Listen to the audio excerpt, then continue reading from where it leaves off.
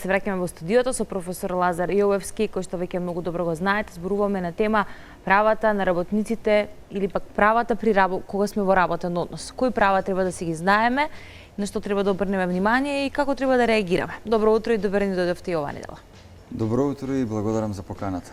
Што треба да знаеме кога станува збор за работничките, за правата на вработените во дали се државна или приватна фирма? Предпоставам дека исти се горе-доле правилата.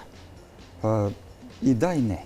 Но пред да ви одговорам на прашањето за правата во јавниот сектор и за стопанството, би сакал да напоменам најнапред дека станува збор за една исклучително чувствителна област, права од работен однос, која што ги засегаат сите. Ги засегаат и работниците секако, како вработени, како луѓе кои што користат права, но имаат исто така и обврски од една страна и од друга страна и работодавачите, кои што се оние кои што треба да почитуваат одредени права на вработените, но од друга страна и работодавачите имаат одреден сет на активности кои што значат обврски, односно да примат одредени дејанија од страна на вработените. Да не ја заборавиме во овој контекст и самата држава и самото општество. Самата држава е заинтересирана за почитување на правата од работен однос. И од страна на работниците, секако пред се од страна на работодавачите. Зошто е сето ова битно и е една трилогија, а не е дуален систем? Затоа што станува збор за една многу важна, чувствителна област од општеството, тоа е трудот, која што директно имплицира и се поврзува со економските текови и всушност е втората страна на една иста медаља. Од една страна е економијата, економските процеси, економскиот развој, пазарната економија ако станува збор за капитализмот, а од друга страна е манифестацијата на таа економска база, а тоа се работните односи. Тие две страни прават една симбиоза и прават една целина. Многу е важно и двете да функционираат во хармонија.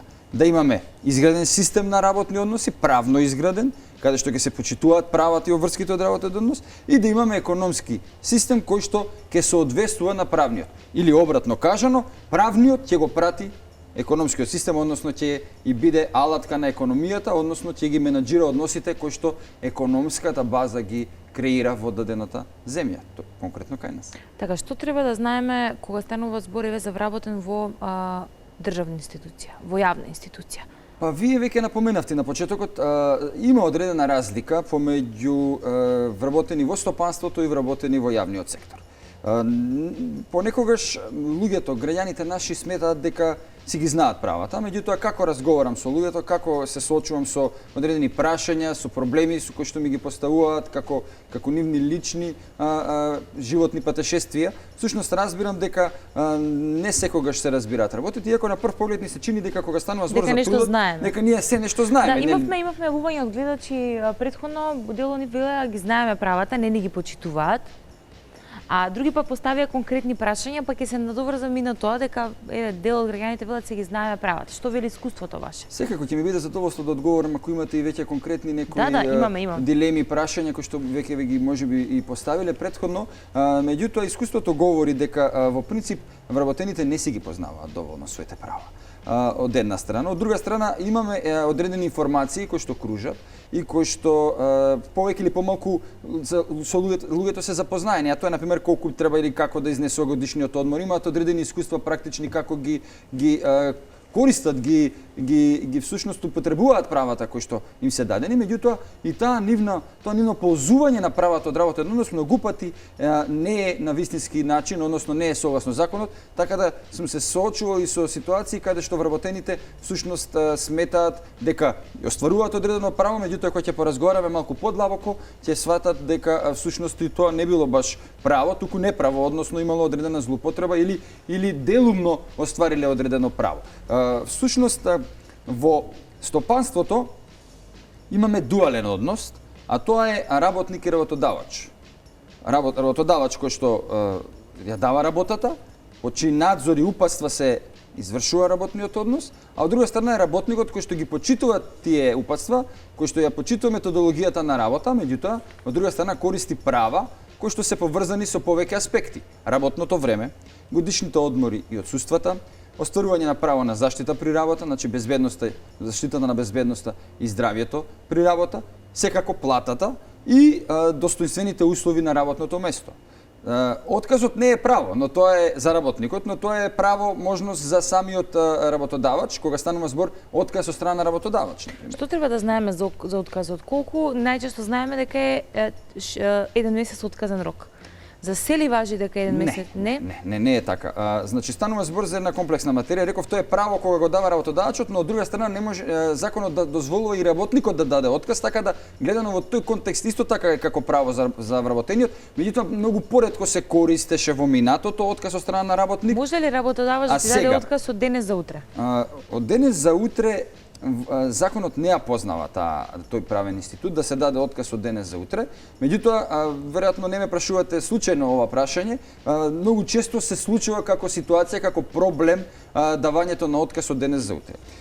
Кога работодавачот дава отказ од денес за утре, тогаш најмалку е што него почитува отказниот рок од еден месец. Меѓутоа, законот за работните односи предвидува и договорен отказен рок покрај овој законски минимален отказен рок.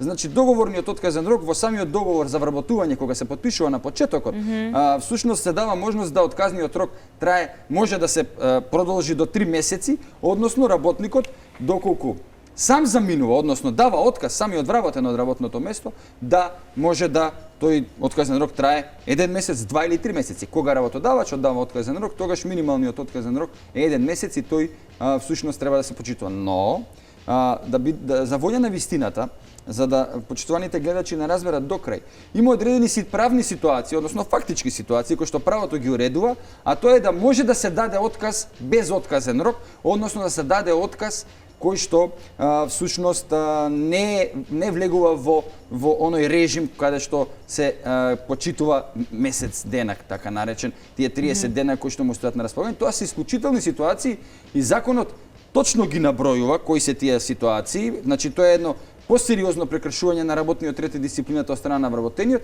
и тогаш работодавачот има можност, има можност да даде отказ без отказен рок, но овие ситуации може да се разработат и да се прошират и во самите колективни договори. Така што но законот за работни односи се пече ситуации, додека во рамки на одредени колективни договори може да се уредат, и сум сретнал такви ситуации, да се уредат повеќе основи во кои што може да се даде отказ без отказен рок. Тоа е во принцип вака една грубо кажано една општа слика во однос на отказите, меѓутоа овде има доста злоупотреби, има доста грешки во чекори од страна на работодавачите кои што не ја спроведуваат постапката за престанок на работниот однос, односно откажување договор за вработување согласно законот, грешат во одредени фази од постапката, особено во однос на отказот од деловни причини или така наречен отказ заради технолошки вишок. Така да имаме сет на ситуации, меѓутоа треба едно нешто сакам да споделам со вас, а тоа е дека во пракса заштитата на правата од работен однос по основ на незаконит отказ најчесто доаѓа на крајот на денот, кога ќе го добиете отказот, кога ќе го добие работникот отказот и тогаш се охрабрува да преземе одредени действија. Многу често, пред да се добие отказ, има серија на нарушувања, односно одредени незаконити действија кои што се случуваат, а за кои што не се реагира.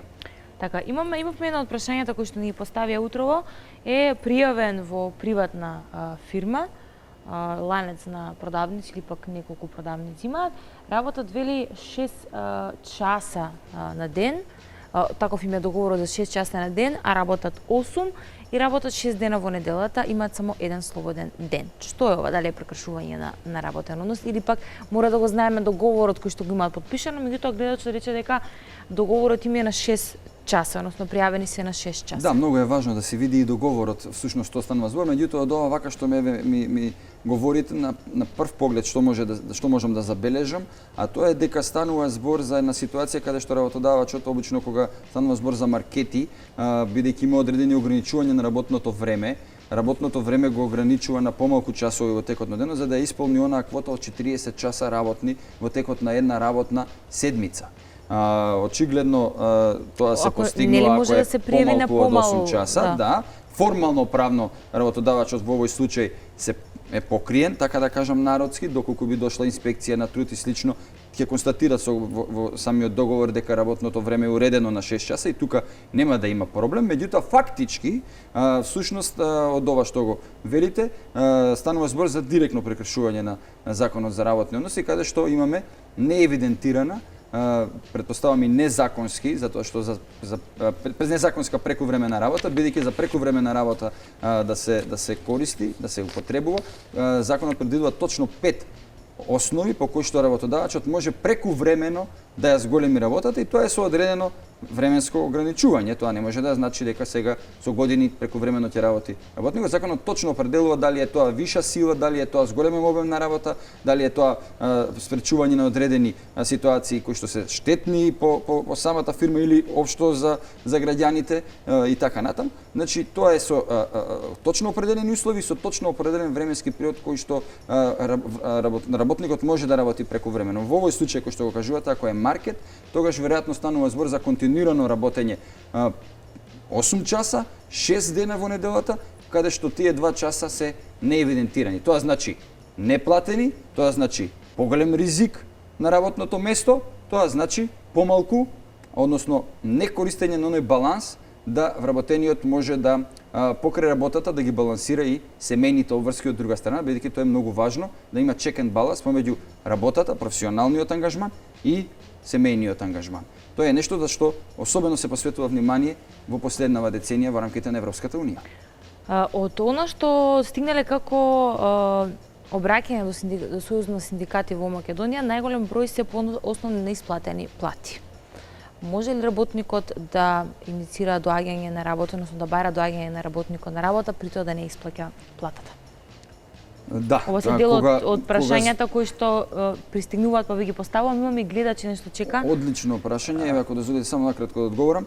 Станува збор за една ситуација каде што влегува во оној дел каде што имаме сет на прекршување на права и обврски пред да дојде до отказ. Всушност, дали е тоа плата, дали е некористење давање на годишен одмор, дали е прекувремена работа, како што спомнавте со маркетот и слично. Значи во овој случај секако дека имаме прекршување на правото од работен однос. Но еве тука би престанал, евентуално споменавте дека имаме и Да, чека, сигурно сум дека има некој прашање што го мачи. Ало, добро утро. Добро утро. Повелете. Добро утро. Добро утро до вас, добро утро до гостинот. Поздрав и до вас. Ви благодарам. Вака, имено. Јас сум на возраст од 62 години, иначе работев како главна медицинска сестра на клиниката за ово носи грло, 12 години. Пред година и половина, така со назначувањето на новиот директор на клиниката, раководно лице на клиниката, бе така зарешена од функцијата главна медицинска сестра во образложението во новото решение, дека се преместувам на пониско вреднувано работно место, од причина што за поефикасно и извршување на работните задачи за местото за кое што има да го решат. Незадоволна од ваквата ситуација, од ваквото образложение во решението за разрешување, најпрво решив да се обратам до синдикатот на клинички центар, посочувајќи ги причините за моето разрешување. За вода на вистината, синдикатот по рок од 20 дена се обрати до работодавачот, дека тука се прекршени закони од работни односи, закони и членови од колективниот договор на самостојниот синдикат на клинички центар, каде што во член 19 се вели дека повозрастен работник, тоест жена со навршени 57 години возраст, маж 59 години возраст, околку се преместени на помалку вреднувано работно место, платата и додатоците на плата не смеат да се разликуваат од претходното работно место. Тоа значи дека треба да останат исти. Во мојот случај тоа не беше источно. Така, ви благодарам за јавувањето и за прашањето. Еве, зборовме за приватниот сектор, стопанството, меѓутоа се случуваат и случаи во јавните секако дека се случуваат и во јавниот сектор. Не сектор. само приватниот сектор, да. Апсолутно секако дека се случуваат одредени аномалии во јавниот сектор, во кај административните службеници, кај техничко-помошниот персонал и даватели на јавни услуги така натаму. Што се однесува до почитуваната господја која што го изложи својот случај, станува збор за една посебна категорија вработени, а тоа е мажи и жени, постари вработени со 57 години за мажи, 57 за жени и 59 за мажи. Она тоа го спомена и они уживаат посебна заштита. И тука во рамките колку што јасно запознаен, станува збор за одредени права кои што се уредени подетално со самиот колективен договор и тука е неспорно во оваа ситуација дека има прекршување на одредбата од колективниот договор. до овде е јасно. Меѓутоа, што сега понатака да се направи? Понатака Да, прашањето ќе беше детектираме дека имаме повреда на работен однос, што понатаму однос треба на да ова направиме? Што го слушнавме, имаме одредена повреда. Видете, секогаш алудирам на тоа кога разговарам вака, дека алатката е секогаш кај тој што е оштетениот. Во овој случај вработената. Таа бира што ќе прави понатака. Има неколку алтернативи. Првата алтернатива е да извести трудовата инспекција за да се констатира одредена повреда, прекршување на одредби од колективниот договор. Втората алтернатива е да побара прво заштита од самиот работодавач во рамките на роковите кои што се предвидени со закон за работните односи, но и со специјалните закони кои што се однесуваат во областа за вработените во здравството. И доколку работодавачот позитивно не одговори во зададените законски рокови, да побара судска заштита. Доколку правото е неспорно уредено со закон или колективен договор, верувајте, нема друга алтернатива освен судот да суди по законот и по колективниот договор. Ако имаме чиста ситуација. Во животот понекогаш работите се малку се зачинуваат, не се секогаш црно-бели. Така што имаме ситуации кога судот цени и други околности, други фактори, други нешта. Меѓутоа во овој случај, овака што го чувме на прва, станува збор за релативно јасна ситуација. Така што сакам и за ова нешто да потенцирам, кое што граѓаните многу пати ме прашуваат. А тоа е дали сега со колективниот договор важи, значи може ова прашање да се уреди, бидејќи во законот ова го нема. Тоа е факт. Да, меѓутоа колективните договори се тука кои што ги уредуваат Токму односите. така, колективните договори имаат сила на закон. Иако го имаат во самиот назив договори, колективни договори, тоа не значи дека тие се по својата правна природа договори. Тие по својата правна сила се на линија на закон. Така да тука граѓаните не треба да имаат дилема дека ако некое право е уредено со колективен договор, дека тоа во судска постапка, но при останатите државни органи е исто како да е уредено со закон, така да тука нема некоја разлика. Што треба да знаат, ајде да сумираме бидејќи сме некако при крај на време, што треба да знаат гледачите, работниците, од кога ќе препознаат дека некое право му е прекршено. Така треба да се преци информирани за што потпишале, така? Каков Точно договор така. потпишале, Точно кога така. стават подпис да убаво ги прочитаат големите, малите букви, да знаат што потпишале и да знаат за што се обврзали, кои им се права и обврски. Кога граѓаните потпишуваат, треба да читаат дефинитивно. Сте во право и многу одлична е забелешка, да бидејќи многу пати граѓаните не читаат и всушност гледаат дека само да се вработат, па после понатака ќе му ја мислиме. Понатака навистина може да се искомплицираат работите. Тоа што секогаш е слобода и право на договарање да се договараат за платата, да се договараат за работните услови. И граѓаните во тој дел треба да се охрабрат. Работодавачите треба да ги ценат оние вработени кои што имаат свој став и кои што бараат да бидат испочитувани. Такви работници се, барем според психологијата на трудот, се оние кои што од нив може потоа да се бара и повеќе. Но сакам да ви кажам за крај уште една друга страна. Не се секогаш работниците тие кои што се оштетената страна. Во последно време се случува еден обратен феномен да работодавачите во одредени контекст на ситуации се наоѓаат на другата страна на медаљата, а тоа е да трпат одредени последици од незаконито однесување на вработени, особено во однос на она што претходно го поставивте како прашање, а тоа е за отказните рокови. Многу пати во самите договори за работување има отказни рокови кога работникот дава отказ, да еден месец или два или три, како што напоменав, зависи како се договориле. Меѓутоа работникот доаѓа, особено во градежниот сектор, и вели: господине работодавач, господине директоре, јас сутре заминувам, одам за Германија. Најдов работа, таму ќе работам во градежниот сектор. И работодавачот е ставен под свршен чин. Во оваа ситуација многу пати работодавачите ме прашуваат како да се заштитат. Навистина сега ова баре на поддетална експликација, поддетално образлагање, не знам колку имаме време за ова да го обяснам, меѓутоа во оваа ситуација они се навистина во една непријатна ситуација работодавачите и немаат многу голем избор, односно да го прекинат работниот однос без разлика што договорот вели дека работникот мора да почитува отказен рок. Како и да е, за какви да станува збор за прекршување на право од работен однос, дали е страна на работникот или работодавачот. Тоа што го советувам е секогаш да онаа страна која што трпи последици од непочитување, од беззаконие на другата страна, да се обрати од еден до трудовата инспекција, да побара одредена заштита. Трудовата инспекција има капацитет да одговори во одредени ситуации. И втората работа е да се обрати до судот да бара судска заштита. Претходно мора да се обрати, ако станува збор за работник, до работодавачот, бидејќи ако не се обрати до работодавачот, да побара заштита од самиот работодач, да го тргне прекршувањето на законот за работни односи, тогаш го губи правото и на судска заштита во работениот. Това е многу важно, многу пати се заборава. Значи прво е заштитата интерна кај работодавачот, а потоа кај судот, и третата компонента да не ја заборавиме, а вие веќе ја споменавте, тоа е да се побара заштита и од самиот синдикат. Од синдикатите зависи каде членува или можеби не членува, меѓутоа синдикатите во овој дел се отворени и помагаат и на оние вработени кои што не се членови, така што еве и господјата која што се јави кажа дека и синдикатот помогнал, се обратил, така да тоа значи едно охрабрување и едно расчистување на ситуацијата доколку работодавачот сака да го види пропустот. Доколку не сака да го види пропустот, а е очигледен, тогаш стои на располагање судската заштита, односно правните инструменти за да се заштити вработениот. Така, господине професор Јовевски, ви благодарам. Уште некои дилеми ги разрешуваме недела по недела. Остануваат многу прашања кои што треба да ги одговориме и не е ничто што гледачите се јавуваат, имаат прашања да постават. Ви благодарам уште еднаш. Благодарам за поканата и за можноста да помогнам на граѓаните на оваа земја.